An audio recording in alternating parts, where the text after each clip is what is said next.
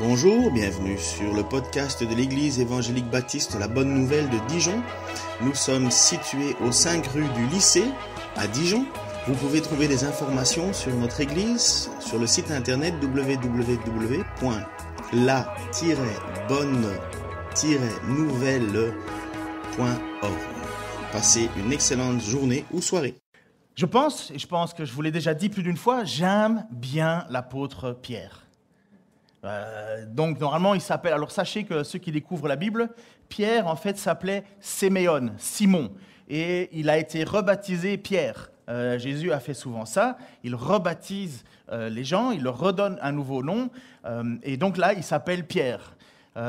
Sachez que dans l'Apocalypse, il est dit, dans le livre de l'Apocalypse, le livre de la Révélation, ce serait plus joli à dire, le livre de la Révélation nous annonce que nous aurons un nouveau nom quand nous irons au ciel, et ce nom est inscrit sur une pierre, donc je ne sais pas encore, un petit caillou blanc, je ne sais pas quel nom j'aurai, mais je serais bien content parce que je n'ai jamais vraiment aimé Kenneth. C'est pour ça que je m'appelle Ken, en fait. Bon, j'ai pas eu le choix, c'est mes parents, mon père voulait faire bizarre, ben, il a réussi. Mon père lui-même s'appelle Harold, alors vous imaginez ? Pour ceux qui ont vu le film Dragon commence avec comment est-ce qu'un père peut appeler son enfant Harold. Ah, je me suis dit, tiens, papa, ça c'est pour toi. Enfin bon, bref. Donc je me suis déjà égaré. L'apôtre Pierre, c'est un apôtre que j'aime énormément parce qu'il a un tempérament et un caractère proche de ce que je pense m'animer moi-même. Il se lève, enfin il est brut de décoffrage. Moi, ma femme me dit toujours, ah, tu manques de tact et compagnie. Il est entier, il est comme ça, il est carré. Il a un amour débordant pour le Christ. Il se trompe souvent, ça arrive, il se trompe, il fait des erreurs. Il se lève quand d'autres s'asseyent, il veut tenir debout. Il est, l'apôtre Pierre, il aime tellement le Seigneur qu'il veut surprotéger Jésus. Enfin, vous allez voir, il n'accepte pas que Jésus doive mourir, alors que c'est le plan prévu. Il voit en Jésus celui qui va enfin mettre fin à l'hypocrisie religieuse qui existe à Jérusalem. Et personnellement, je peux vous avouer que c'est la raison pour laquelle Dieu m'a converti, la manière dont Dieu m'a amené à lui, dans ma conversion, c'est en regardant la façon dont Jésus traitait les hypocrites religieux. Et l'hypocrisie, je déteste ça. C'est horrible. Mais en même temps, je vous donne une bonne nouvelle. Dieu aussi déteste cette hypocrisie. Et l'apôtre Pierre s'est quelque part trompé, il n'a pas vu que le plan de Dieu était non pas d'anéantir ces hypocrites, puisqu'à l'époque c'était ça qui s'est passé, bien que Jésus, vous n'avez qu'à lire un peu ce qui s'est passé dans les évangiles, la manière dont Jésus s'est pris aux religieux en les traitant justement d'hypocrites, de tombeaux blanchis, vous êtes beaux à l'extérieur, mais à l'intérieur vous êtes plein de rapines, vous êtes vicieux. Jésus les a combattus en disant que c'était des voleurs, ils avaient fait la maison de Dieu une maison de voleurs, et ainsi de suite, et ainsi de suite. Et l'apôtre Pierre, à mon avis, il est de ces gens qui, d'abord parce qu'il, à mon avis, était proche du discours de Jean-Baptiste, puisque son frère André était un disciple de Jean-Baptiste. Et Jean-Baptiste, c'était quand même un personnage. Donc il enseignait au bord du Jourdain, il baptisait au bord du Jourdain, et il avait l'autorité presque pour Jésus, il avait l'autorité du prophète Élie, mais Jean-Baptiste ne se rendait même pas compte qu'il était le prophète Élie. Il était une voix qui crie dans le désert, faites-vous des chemins bien droits parce que le Seigneur revient. Et il disait, je ne suis pas digne de délier la sandale de celui qui vient après moi, mais moi je vous baptise avec de l'eau, mais lui vous baptisera avec du feu. Et quand Jésus est venu, c'est ce qui s'est passé. Jean-Baptiste était justement un homme aussi très carré, il n'y avait pas trop de zones grises avec lui. Il faisait partie, on pense, de ce qu'on appelait le groupement des Esséniens, qui étaient des radicaux quelque part. Et il était tellement radical qu'il a, face au pouvoir, il a dit tu n'as pas le droit de vivre avec, je pense que c'est Hérode, oui, avec Hérode et Hérodiade, tu n'as pas le droit de vivre avec cette femme parce que c'est la femme de ton frère. Et parce qu'il a tenu ce discours-là, on l'a jeté en prison et finalement, il s'est retrouvé tête coupée. Mais il n'a pas changé. Il était comme ça. Et bien, je crois que l'apôtre Pierre est pareil. Il a envie, il aspire à ce qu'il y ait un renouveau. Et en Jésus-Christ, il voit finalement celui qui va mettre fin à tout ce cinéma, à toute cette pantomime religieuse où les hommes aiment Dieu par intérêt et non pas par cœur. Et là, c'est un personnage qui aussi a eu des hauts et des bas, certainement comme vous dans votre vie. Il y en a qui ont des hauts et des bas en une journée, ils en font 14. Il y en a d'autres, ils sont plus stables, mais dans la vie de tous les jours, dans la vie de chacun, il y a des bons moments, il y a des moments bas. Il y a des moments où même quand tout va bien, on ne sait pas pourquoi, on a l'impression que ça va mal. Et il y a des fois, même quand tout va mal, on a l'impression que tout va bien. Mais on est comme ça. Et lui, l'apôtre Pierre, il a eu des moments incroyablement hauts. Déjà, il a vu les miracles de Jésus. Il était présent les 3 années où Jésus a fait des miracles et des miracles et des miracles, non pas seulement ceux que vous pouvez lire dans les évangiles, parce que le texte nous dit que Jésus a encore accompli tellement de choses qu'il serait incapable de les écrire. Donc, Pierre a vu, écoutez, ça c'est des moments quand même incroyables dans une vie. En même temps, il a marché lui-même sur l'eau. On a tous essayé au bord d'une piscine, à mon avis, cette petite blague en disant « Ouais, je vais marcher sur l'eau ». On court sur le bord et vous ne l'avez jamais fait? Moi, je l'ai fait sur l'eau gelée aussi, où je me suis dit « Regarde, moi aussi, je marche sur l'eau ». Enfin, c'était facile. Il faisait moins 20 avec 30 cm de glace. Enfin, bref, lui, il l'a fait pour vrai au milieu d'une tempête. Mais il a vécu ce moment-là. J'avoue que ça doit quand même marquer. C'est pas rien.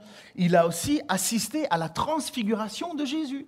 La transfiguration, c'est quelque chose que c'est indescriptible. C'est comme si à un certain moment, je ne vais pas dire moi, ça serait trop, mais prenons quelqu'un d'innocent. On va prendre Michael, enfin, je dis pas que tu es innocent, mais comme tu es mon futur beau-fils, alors.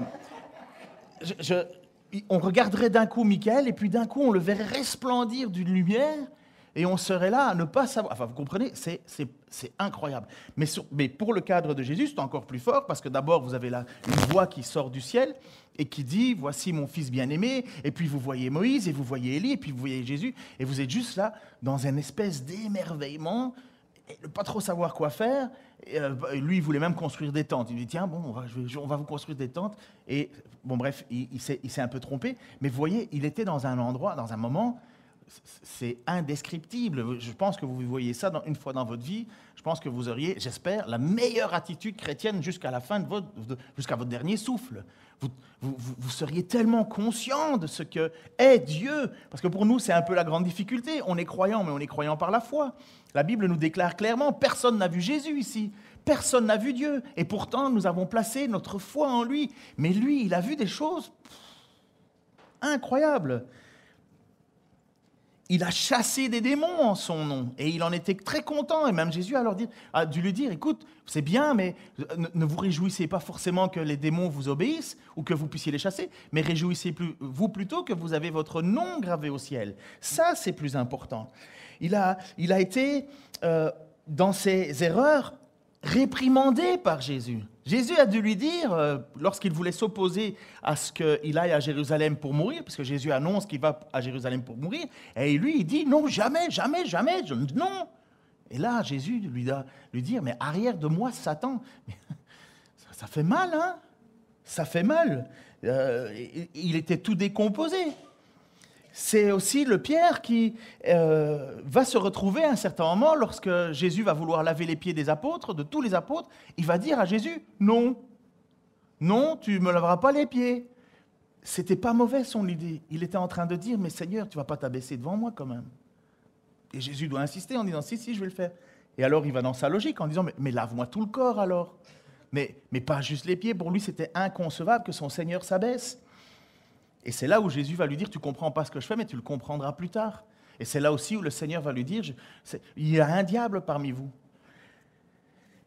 C'est un leader naturel aussi, l'apôtre Pierre. Il est naturellement leader. Dans la vie, il y a des gens comme ça. Il y a des gens, c'est des leaders naturels. Tu n'as pas besoin de leur demander de faire du cinéma ou moi je, ou de à chaque fois dire quand il y a quelqu'un qui parle, ah je sais, hein, moi aussi je sais. Il ne se bat pas pour être leader. C'est un leader naturel. Il n'est pas en manque de reconnaissance. Ça lui joue même des tours, son leadership naturel. Mais en même temps, ça peut être des bonnes choses. Par exemple, c'est lui, lorsque Jésus va demander, ça c'est le premier passage que j'affiche, dans Jean chapitre 6, 66-69, des foules vont quitter Jésus parce qu'ils n'acceptent pas le message que Jésus annonce en disant « Si vous ne mangez pas mon corps qui est une vraie chair, vous ne pouvez pas me suivre » et ainsi de suite. Et là, les gens, les disciples sont disent « mais cet enseignement est trop difficile à comprendre, qui peut accepter cela ?» Et, prédication de Jésus, tout le monde s'en va. Les gens s'en vont. Et le texte dit clairement qu'il se tourne vers ses apôtres pour leur demander « mais vous faites quoi là ?» À partir de ce moment-là, beaucoup de ses disciples l'abandonnèrent et cessèrent de l'accompagner. Alors Jésus, se tournant vers les 12, leur demandant « Et vous ? Vous ne voulez pas vous aussi partir ?» Mais Simon-Pierre, vous voyez souvent dans les évangiles, on met ces deux noms ensemble, Simon-Pierre lui répondit « Seigneur, vers qui irions-nous ? Tu as les paroles de la vie éternelle. Nous avons mis toute notre confiance en toi et nous savons que tu es le Saint envoyé de Dieu, que tu es le Christ, que tu es le Messie, que tu es le Saint, c'est la même chose. » Donc il parle au nom des autres et il dit une vérité incroyable. Jésus va lui dire, ce n'est pas toi qui l'as révélé, c'est mon Père qui te l'a donné de les révéler, et tu es Pierre, et sur cette pierre je bâtirai. Je vais pas aller là-dedans. Il est aussi celui qui va déclarer que Jésus est Fils de Dieu. Ce n'est pas tout le monde qui s'en sont rendus compte au début. Jésus se rendit, donc on est en Matthieu 16, 13, 16, Jésus se rendit dans la région de Césarée, en Philippe. Il interrogea les disciples. Que disent les gens au sujet du Fils de l'homme ? Donc qu'est-ce qu'ils disent au sujet de moi ? Et qui est-il d'après eux ? Ils répondirent, pour les uns, c'est Jean-Baptiste. Pour d'autres, Élie. Pour d'autres encore, Jérémie ou un prophète. Et vous, leur demanda-t-il, qui dites-vous que je suis ? Et là, de nouveau, Pierre prend les devants. Simon-Pierre lui répondit, « Tu es le Messie, le Fils du Dieu vivant. » Vous voyez, il n'est pas inconscient. Il est naturellement leader et en même temps, il ne se trompe pas. Il sait qui est Jésus. Il le revendique, il le déclare. Pierre, c'est celui qui va montrer aussi le plus de zèle. C'est le fougueux. J'ai retrouvé un mot que je connaissais, que je n'avais pas utilisé depuis longtemps, pugnacité. C'est joli ça, hein ? J'ai quand même été voir sur Internet pour ce que ça voulait dire. Ça veut dire quelqu'un qui tient bon, qui est tenace. Merci chérie. Donc je trouvais ça beau à écrire. Donc il va le montrer le plus de zèle, de pugnacité. Monsieur Michaud, ça vous fait plaisir que je reprends des beaux mots de la langue française ? Je m'en doutais. Il est celui qui bombe le torse et qui va dire « Eux t'abandonneront, moi, jamais. » Attends, je pense que ce n'était pas le bon moment de le dire, amen. Jésus se rendit dans la région de César. Ah pardon, Marc 14, 27 à 31, qu'on a déjà étudié. Jésus leur dit, « Vous allez être ébranlés dans votre foi, car il est écrit, je frapperai le berger et les brebis s'enfuiront de tous côtés. Mais quand je serai ressuscité, je vous précéderai en Galilée. » Alors Pierre lui déclara, « Même si tous les autres étaient ébranlés, moi pas. » Jésus lui répondit, « Vraiment, je te l'assure. Aujourd'hui, oui, cette nuit même, avant que le coq ait chanté 2 fois, tu m'auras renié 3 fois. » Mais Pierre protesta avec véhémence. Ça veut dire, il n'est pas d'accord. Non, jamais. Jamais. Même s'il me fallait mourir, avec toi, je ne te renierai pas. Et tous disaient la même chose. Sacré Pierre. Sacré Pierre. Mais vous savez, je crois qu'il est honnête. Véritablement honnête. Il le désire de tout son cœur. Il le veut. Il a cette intention au fond de lui de dire, Seigneur, mais jusqu'à ma vie pour toi. Tout pour toi. On le chante combien de dimanches ? Et parfois, j'ai mon tympan qui saigne parce que je sais qu'il y en a certains qui disent tout pour toi. Et le lundi, c'est déjà un peu moins jusqu'au vendredi où c'est plus rien du tout. Le samedi, c'est difficile. Et le dimanche, est-ce qu'on va aller à l'église, oui ou non ? On est comme ça. On chante, on dit, on déclare, mais la réalité, l'apôtre Pierre nous ressemble fort ou nous ressemblons fort à l'apôtre Pierre. Et nous sommes là dans notre récit de l'évangile de Marc, aujourd'hui, cet épisode qui est incroyablement lourd pour l'apôtre Pierre. C'est pour ça que j'ai appelé mon message d'aujourd'hui « Les larmes amères ». Pierre va se retrouver dans une situation tellement embarrassante. Et les 4 évangiles vont parler de ce que Pierre va vivre. Les 4 évangiles vont mettre en avant la plus grosse erreur de l'apôtre Pierre. Pour moi, déjà, ça prouve que les évangiles, ce n'est pas un récit mythologique à la gloire des êtres humains. Non, ça fait le récit de ce qui s'est passé. Les bonnes choses comme les mauvaises choses. Les choses glorieuses comme les choses pas glorieuses. Le but, c'est de mettre en avant qui est Jésus-Christ. Et donc là, nous sommes dans cette situation de notre texte d'aujourd'hui. On va lire Marc, donc le texte d'aujourd'hui, c'est Marc 14, 66 à 72, 72 pour ceux qui parlent bien français, comme les Belges et les Suisses. Vous savez d'où ça vient, 72 ? Pourquoi on dit 60 plus 12 ? Parce que l'aristocratie voulait être plus intelligent que le bas peuple. Et ils voulaient montrer qu'ils étaient capables de calculer. Donc plutôt que de dire 72, ils disaient 60 plus 12. Ah oui, ok, 72. Moi, ça me fatigue parce que quand je prends note d'un numéro de téléphone et que quelqu'un écrit 72, donc tu m'appelles numéro 52, 72, j'ai déjà écrit le 6 et puis je dis ah non, plus 12, 60, je rajoute un 7, un 2. Tu veux dire, vas-y, David ?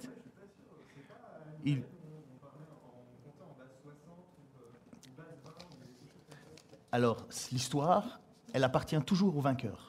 Déjà. Alors, c'est une des définitions que j'ai entendues. On verra, voilà. Mais pour le moment, c'est moi le vainqueur. Donc, il y a ça certainement, il y a peut-être ces choses-là, mais vous comprendrez que ça n'existe. Mettez n'importe quel anglophone qui doit apprendre le français, il est un peu perdu avec son 60 plus 12. Hein. 72, on en fait comment Voilà. Et ne parlons pas des autres. Donc, revenons à notre texte, 66 à 72, afin de rester dans... Pendant ce temps, Pierre était en bas dans la cour intérieure. Une des servantes du grand prêtre arriva. Elle vit Pierre qui se chauffait et le dévisagea et lui dit « Toi aussi tu étais avec Jésus, ce Nazaréen ?» Mais Pierre le nia en disant « Je ne vois pas, je ne comprends pas ce que tu veux dire. » Puis il sortit de la cour et entra dans le vestibule. Alors un coq chanta. Jésus se retrouve en plein procès frauduleux. Je vous ai expliqué ça la semaine passée, c'était la semaine d'avant. Aucune des règles que les pharisiens ou le Sanhédrin devaient respecter, qui avaient été données, les respectent. Ils font un procès de nuit, il y a des faux témoignages, il n'y a personne qui est embêté pour faire des faux témoignages. Finalement, on invente une histoire et on demande à Jésus, il y a Caïphe qui est tout fâché, il dit « Mais alors, dis-le, oui, finalement, si tu es le Fils de Dieu, si tu es le Messie, le Fils de Dieu. » Et là, Jésus dit « Je le suis. » Et puis alors, il annonce cette parole de Daniel, et vous verrez le Seigneur monter sur les nuages, venir sur les nuages, et ainsi de suite. Caïphe fait le fou en arrachant ses vêtements, qui n'a même pas le droit. En fait, il ne peut pas arracher ses vêtements sacerdotaux. Et il dit, voilà, nous n'avons plus besoin d'excuses, nanani, nanana. Les maisons, à l'époque, enfin surtout à cette maison-là, c'était normal de vivre avec ses parents. C'était normal. Je ne dis pas que ça se passait toujours bien, mais c'était normal. Et Anne, qui est un homme, qui était le prêtre, le grand prêtre qui a vécu longtemps dans le temple, vivait en fait dans la même maison que Caïphe, qui était son beau-fils, et qui lui est maintenant le prêtre le grand prêtre. Et on sait que les maisons à l'époque, c'était comme un peu une grande cour. Enfin, il y avait une grande maison et une grande cour intérieure, et vous aviez un bâtiment avec les parents, et vous aviez un bâtiment avec les enfants, et ainsi de suite. Et finalement, plusieurs générations se retrouvaient dans le même bâtiment. Je pense que ça a dû exister autrefois aussi dans nos cultures, et ça existe encore dans beaucoup de cultures aujourd'hui. Donc on se retrouve alors dans la cour intérieure, et donc c'est là où se trouve, dans cette cour intérieure, se retrouve l'apôtre Pierre. Ça doit être une grande maison. Déjà, vous avez compris que le Sanhédrin, c'était pas mal de monde qui s'était réuni. Bref, c'est pas des pauvres non plus. Et Pierre, par l'intermédiaire de quelqu'un qui connaît, il arrive à rentrer. Parce que Pierre, il veut assister. Pierre, il veut suivre. Parce que je vous le dis honnêtement, je pense que Pierre, il a un cœur profond. Il aime Jésus profondément. Il veut pas le lâcher. Vous savez, quelques minutes ou une heure avant, il a sorti son épée et il a coupé l'oreille d'un homme qui s'appelle Malchus parce qu'il n'acceptait pas que Jésus se fasse arrêter. Et Jésus lui a dit, oh, si tu veux, moi j'ai des légions d'anges qui viendront me défendre, hein, t'inquiète pas, range cette épée. Et il va dire, dans d'autres textes, ils vont dire, celui qui vivra par l'épée mourra par l'épée. Mais bref, Pierre, j'ai pas besoin que tu fasses ça, en sous-entendu. Mais Pierre, vous voyez, il aime tellement son Seigneur, il veut le suivre jusqu'au bout, il veut marcher avec lui, et il va aller jusque dans cette cour du temple parce qu'il veut être proche de Jésus, et il l'a déclaré, je ne t'abandonnerai jamais. Les autres, oui, moi, jamais, jamais. Et une toute petite dame vient et lui dit, mais dis donc, tu n'étais pas avec Jésus, toi, ce Nazaréen ? De quoi tu parles ? Mais non, je ne le connais pas. Et un coq chante. Alors, on n'est pas sûr que le texte, on n'est pas sûr que le coq chanta, enfin que le récit nous parle de ce chant de coq, mais les autres évangiles nous mettent en avant, enfin, parce que Marc, parfois c'est compliqué, mais bref. Oui, le coq a chanté, mais ce que le texte veut nous montrer, c'est que le premier reniement de l'apôtre Pierre est arrivé. Alors là, on pourrait lui dire, bénéfice du doute. Il n'était pas prêt, d'accord ? Il n'était pas prêt. Il veut passer incognito, il veut se cacher, il veut essayer de tenir au bout pour voir tout le procès, pour être présent. Et finalement, cette petite dame inoffensive, quelque part, le déstabilise. On va dire, ok, il n'était pas prêt, il n'avait pas prévu son scénario, mais le texte nous dit qu'il sortit de la cour et entra dans le vestibule. Ça, je ne sais pas ce que c'est, mais c'est un vestibule. Ça veut dire qu'il s'écarte. Ce qui va se passer, ça ne s'est pas passé pendant 15 minutes. Hein. Ce n'est pas quelqu'un qui l'a harcelé en disant hey. Non, ça s'est passé, on pense, entre 1 heure ou 2 heures, le temps de ce procès. Donc, il y a là cette phrase, donc l'image suivante, Denis. Toi aussi, tu étais avec ce Nazaréen, et lui répond, je ne vois pas, je ne comprends pas ce que tu veux dire. Donc, il n'est pas encore en train de renier totalement, mais on est en bonne voie. Mais là, il se déplace. Il va un peu plus loin, et la servante, quelque temps plus tard, le retrouve. Mais la servante le vit et recommença à dire à ceux qui se trouvaient là, « Il fait aussi partie de ces gens-là. » Et là, il nie. « Non, je ne fais pas partie de ces gens. Je n'ai rien à voir avec. Je ne sais pas qui c'est. Tu dois te tromper. » L'apôtre, là, il était déjà un peu plus près. Il a peut-être dû déjà commencer à réfléchir, normalement, en se disant, mais non, je n'abandonnerai pas mon Seigneur. Non, je ne quitterai pas mon Seigneur. Il a peut-être dû réfléchir quand même à ce qu'il a dit, les autres t'abandonneront, moi jamais. J'imagine que ça a dû tourner dans sa tête. Et là, boum, de nouveau, il se retrouve. Certains diront que le sort s'acharne contre lui. Moi, je dis, la parole de Jésus s'accomplit. Marc 14, 30, Jésus lui avait dit, « Vraiment, je te l'assure, aujourd'hui, oui, cette nuit même, avant que le coq ait chanté 2 fois, tu m'auras renié 3 fois. » Pierre est en train, même s'il a une bonne volonté, il est dans ce que Jésus a annoncé. Jésus ne se trompe jamais. Jésus, lorsqu'il dit quelque chose, ça s'accomplit. Il ne ment pas, il n'invente pas, il ne tourne pas, il déclare. Ouh, ça ne faisait pas plaisir à mon avis à l'apôtre Pierre. Comment ça, je vais te renier ? Jamais de la vie. Hop, hop. Tu vas voir. Tu m'auras renié 3 fois.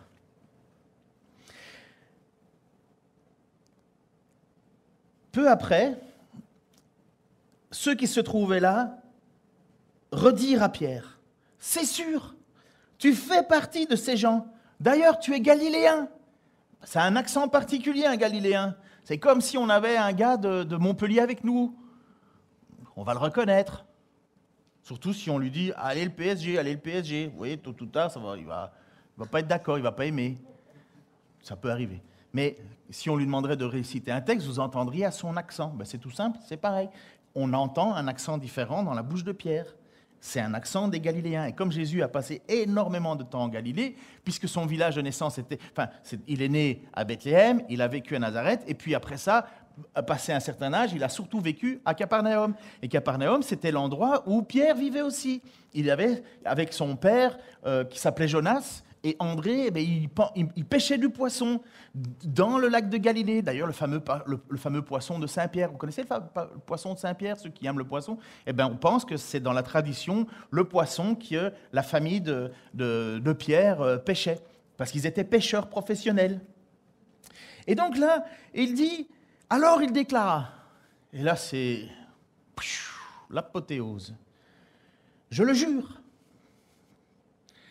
et que Dieu me condamne si ce n'est pas vrai, je ne connais pas l'homme dont vous parlez. C'est quand même lourd, quoi. Aussitôt, pour la seconde fois, un coq chanta. Alors Pierre se souvint de ce que Jésus lui avait dit. Avant que le coq ne chante 2 fois, tu n'auras renié 3 fois. Et il fondit en larmes. Voilà les paroles de Pierre. Que Dieu me condamne si je mens. Mais c'est énorme. Il ment en jurant sur le nom de Dieu pour défendre le Fils de Dieu. Pierre, ça va pas? Une tisane? Vous vous rendez compte ce qu'il fait? Je jure et que Dieu me punisse si lui, je le connais. Mais Pierre, il y a 2 secondes, tu voulais donner ta vie pour moi? Et il fondit en larmes. Il fondit en larmes. C'est une chute incroyable. Lui qui prétendait être prêt à mourir, Marc 14, 30. Mais Pierre protesta avec véhémence, même s'il fallait mourir avec toi, je ne te renierai pas. Et il n'est pas tout seul à le dire, les autres le disent aussi, mais il le dit plus fort quelque part. Imaginez lorsque le coq chanta. Cela devait être le pire chant du coq pour la vie, pour Pierre. Ça devait être voilà. Je pense que le coq, il l'écoute plus de la même manière. Il l'a plus écouté de la même manière. En tout cas, pas jusqu'à la résurrection de Jésus. Et un coq, ça a tendance à chanter plusieurs fois. D'ailleurs, bonne nouvelle, vous savez qu'il y a une nouvelle loi qui interdit maintenant aux citadins qui vont vivre à la campagne de pouvoir faire des procès parce qu'il y a un coq qui chante. Parce qu'on pouvait interdire à un coq de chanter. Voilà, ça, on peut. Heureusement, il y a quelqu'un qui a eu un éclair de génie et s'est dit, mais c'est peut-être important un coq. Oui. L'apôtre Pierre, à mon avis, plusieurs fois le coq a chanté, ça a dû être à chaque fois des blessures. Des blessures. Il s'enfuit et il pleure amèrement. Mais vous savez, à mon avis, c'est même pas encore forcément le coq qui chante qui doit faire mal. Je crois qu'il y a plus. Et ça, c'est Luc qui nous le dit.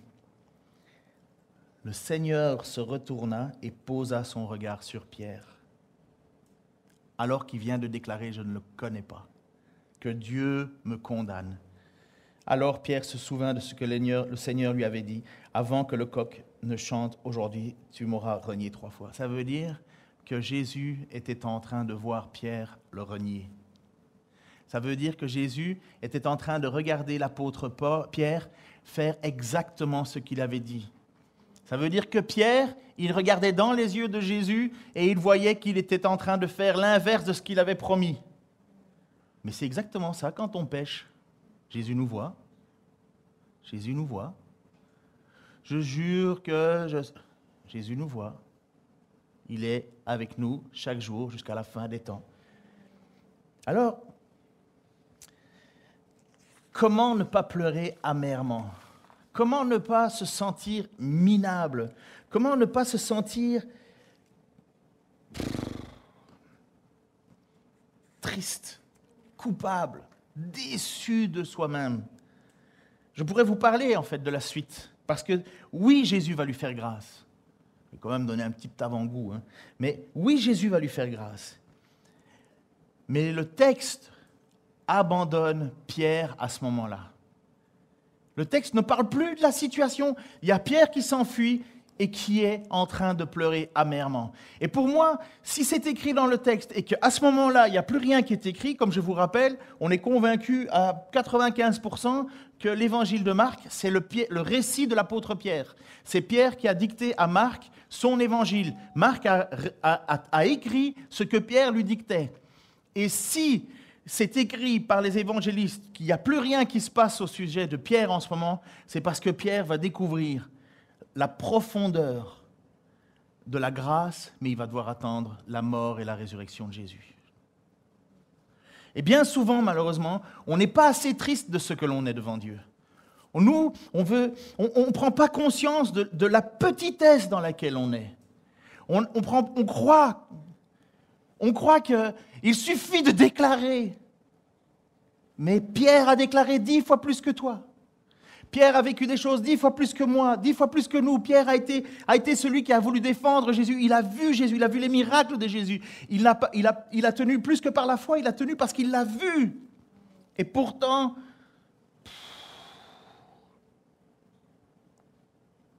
n'ayons pas une trop grande estime de qui nous sommes là.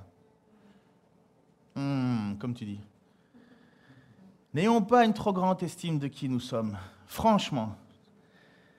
Parce que si l'apôtre Pierre en est arrivé là, nous, qui n'avons jamais marché à côté de Jésus pendant 3 ans, qu'est-ce qu'on dit? Eh bien, regardez, Jésus l'avait prévu ça, encore une fois. Jésus est dans le jardin de Gethsémani, donc on revient quelques heures en avant dans le texte. On est dans le jardin de Gethsémani. Jésus va aller prier parce qu'il sait que son heure va arriver. Il sait qu'on va l'arrêter, il sait qu'on va le mettre en croix. Et surtout, il sait que son Père va détourner la face de lui. Il va être séparé de Dieu à cause de nos fautes, à cause de ce que Pierre va faire. Il va prendre sur lui les fautes qui normalement mériteraient la mort. Et ils sont là dans le jardin de Gethsémani. C'est là où le Gethsémani, ça veut dire le lieu du pressoir. On appelle ça le jardin des oliviers, le pressoir aux oliviers. Et il est là, Jésus, et il demande à ses apôtres, asseyez-vous là. Et il en prend quelques-uns avec qui sont tout proches. Et il dit, priez pour moi. Vous savez qui il y a dans ses apôtres? Pierre. Il revint vers ses disciples et les trouva endormis. Il dit à Pierre, Simon, tu dors. Tu n'as pas été capable de veiller 1 heure. Combien de fois je me mets à prier dans mon lit puis je me réveille le lendemain matin? Veillez et priez pour ne pas céder à la tentation. Jésus, au moins, c'est une vérité, une de plus. Enfin, il connaît toutes les vérités. L'esprit de l'homme est de bonne volonté, mais la nature humaine est faible. L'esprit de l'homme est de bonne volonté, mais la nature humaine est faible. Il s'éloigna de nouveau pour prier, en répétant les mêmes paroles. « Ô Père, éloigne de moi cette coupe amère, mais non pas ma volonté, mais ta volonté. » Ça, c'est la prière de Jésus. Jésus qui va accepter Il aurait toute la puissance d'anéantir tout le monde. Il va accepter d'être livré pour nous.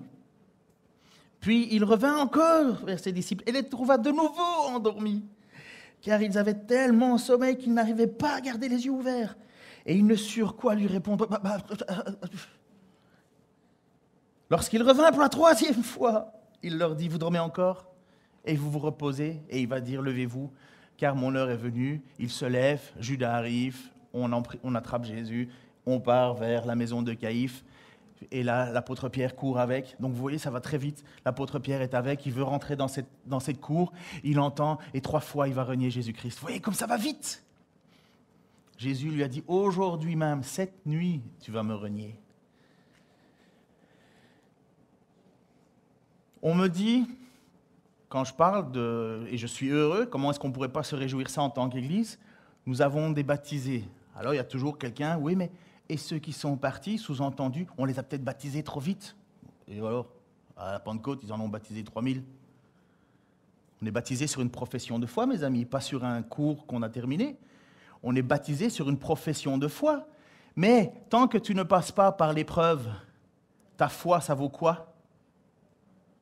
C'est juste une déclaration. Mais Jésus a dit, c'est faire la volonté de mon Père qui compte.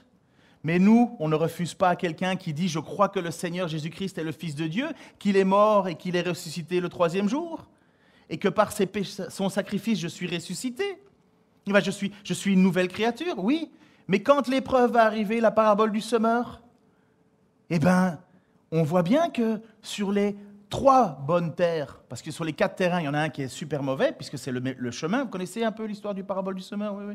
Un semeur sort pour semer des graines, il les jette partout sur les chemins, il y a des graines qui tombent sur le chemin, et là, les oiseaux viennent, ils mangent les graines, et il n'y a rien qui pousse, et puis il y a des graines qui tombent au milieu des ronces, la graine pousse un tout petit peu, mais les difficultés, elle est étouffée, puis elle meurt, et puis alors il y a une autre graine qui tombe au milieu des rochers, et là, il n'y a pas de racines, ça monte un peu, mais parce qu'il n'y a pas de racines, ça s'assèche, et il y a une bonne graine qui tombe dans le sol, et qui produit 30, 60 ou 100 graines.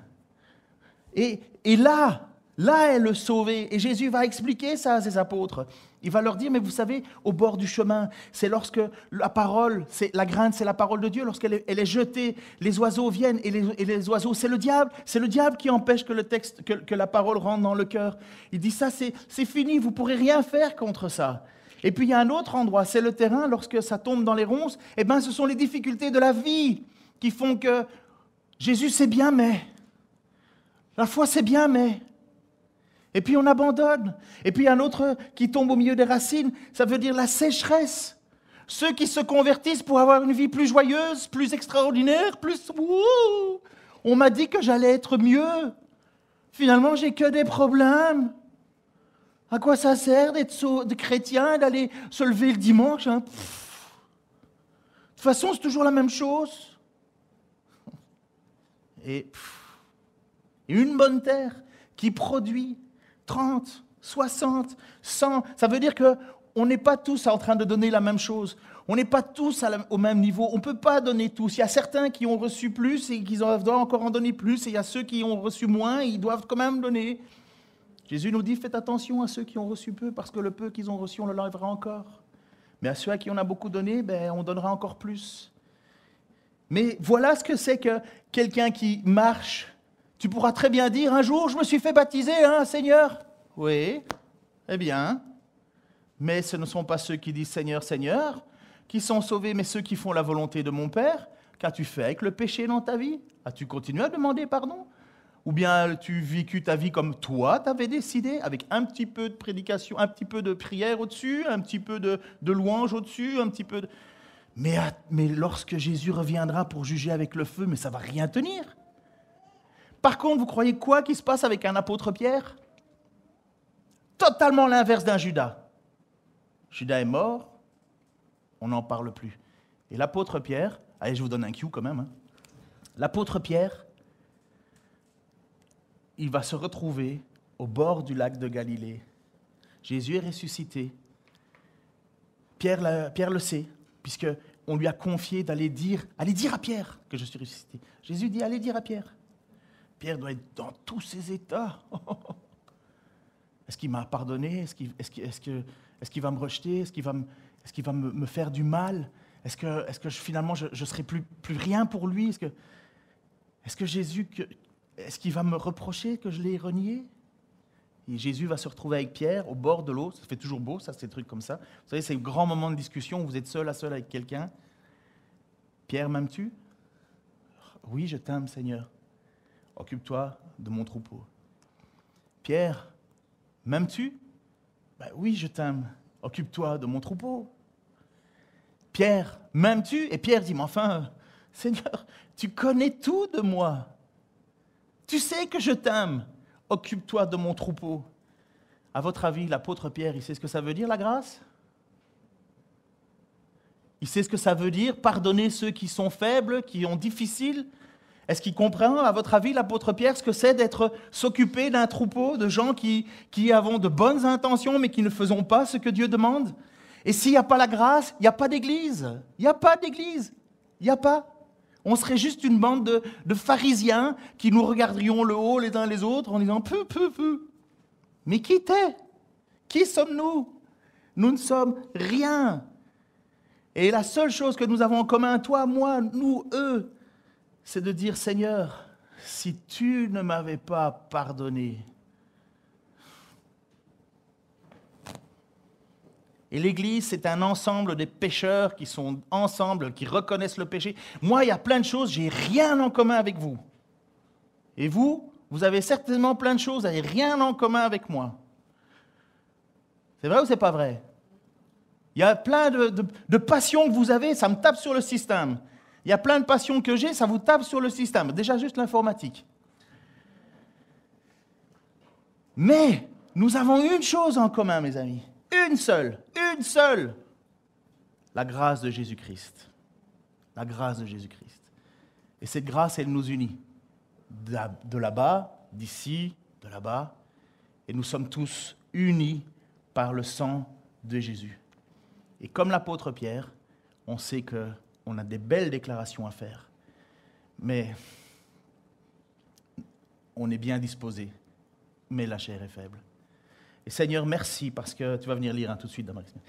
Mais Seigneur, merci parce que cette grâce que tu nous as manifestée, Seigneur, comment on aurait pu imaginer se sauver nous-mêmes? Nous sommes tellement au bénéfice de ce que tu as fait pour nous. Nous sommes tellement reconnaissants, Seigneur, que tu es rétabli, Pierre. Que justement ta mort et ta résurrection sont la preuve que nous, on peut être pardonnés, Seigneur. Et l'apôtre Pierre l'a été complètement, au point que tu lui as confié ton peuple. Seigneur, nous ne méritons pas tout cela. Nous ne méritons rien. Et Seigneur, pourtant, tu nous as tant aimés. Tu connais nos dispositions du dimanche après-midi, Seigneur. Et tu connais la réalité de nos vies déjà le mercredi soir. Tu sais, Seigneur, avec quoi nous luttons, Seigneur. Tu le sais, tu connais, Seigneur, nos vies. Mais Seigneur, renouvelle encore ta grâce. Et je te prie, Seigneur, pour que l'on grandisse dans ta parole, pour que l'on grandisse dans ta connaissance, pour que l'on ne soit plus des enfants, Seigneur, élevés au petit lait et ballottés à tout vent de doctrine, mais que l'on puisse avoir une ferme assurance, Seigneur. Et en même temps, quand bien même cette ferme assurance, si nous n'avons pas ta grâce, elle ne sert à rien. Elle ne sert à rien. Seigneur, merci parce que tu nous permets de traverser des moments difficiles, comme l'apôtre Pierre va nous le dire. Si nous sommes passés à travers le feu du creuset, c'est pour notre foi. C'est pour que notre foi soit purifiée, solide, Seigneur, parce que tu sais que notre foi, c'est la seule chose qui nous accroche à toi. C'est comme on l'a lu, Seigneur. Notre salut est le prix de notre foi, et notre foi en toi, en ce que tu as fait. Seigneur, je te prie pour ceux qui ne te connaissent pas, pour ceux qui te cherchent, Seigneur, sans savoir qui tu es. Je te prie, Seigneur, pour ceux qui se sont refroidis, pour ceux qui t'ont mis de côté, pour ceux qui t'ont mis dans une espèce de routine. Seigneur, ramène-les à toi. Je te prie, Seigneur, pour ceux qui veulent plus et qui chutent.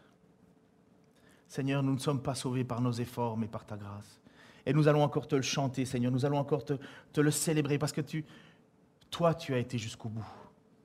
Toi, tu as été jusqu'au bout. Seigneur, lorsque je pense à l'apôtre Pierre qui a dû croiser ton regard, je m'imagine, Seigneur, combien de fois tu n'as pas croisé le mien. Et Seigneur, merci parce que tu renouvelles. Tu nous dis, Seigneur, que si nous confessons nos péchés, tu es juste et fidèle pour nous pardonner. Je te remercie pour cette grâce. Je te prie pour nos jeunes baptisés, Seigneur. Je te prie pour ceux qui ont décidé de marcher avec toi, Seigneur. Que tout cela, Seigneur, soit une bonne terre. Qu'ils persévèrent, qu'ils grandissent, qu'ils ne soient pas un feu de paille. Seigneur, qu'ils ne soient pas desséchés, qu'ils ne soient pas étouffés, Seigneur. Parce qu'au final, tu reviendras et tu jugeras. Et merci, Seigneur, parce qu'en attendant, tu continues à nous rappeler, à nous appeler et nous appeler à toi.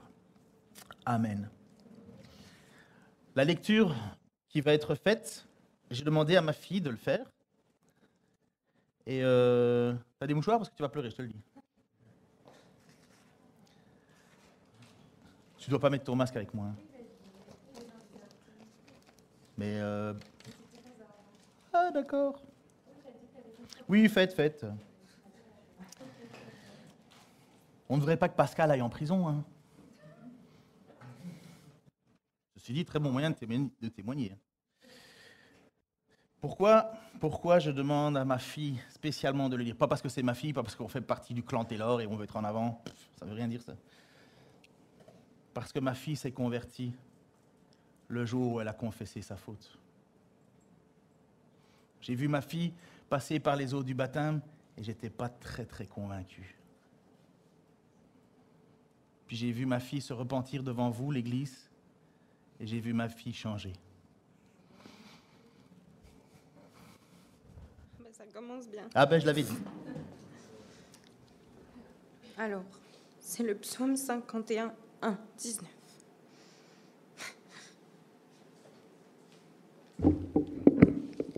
Ô chef de chœur, psaume de David. Lorsque le prophète Nathan vint chez lui après son adultère avec Bathsheba. Ô Dieu, fais-moi grâce, conformément à ta bonté. Conformément à ta grande compassion, efface mes transgressions. Lave-moi complètement de ma faute et purifie-moi de mon péché, car je reconnais mes transgressions et mon péché est constamment devant moi. J'ai péché contre toi seul, et j'ai fait ce qui est mal à tes yeux.